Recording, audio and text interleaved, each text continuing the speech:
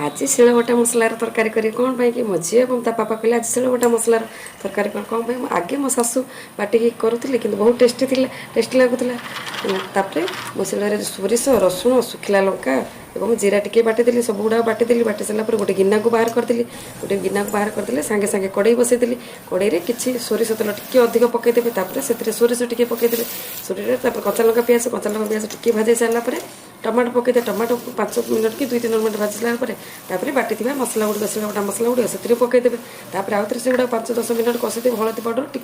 टिके लुण पकईबे कौन मुझे कम लुण बहुत कम लुण कहूँ आग को देखिए मुझे कौन पकाऊँ से पानी देदेवे पानी देदेला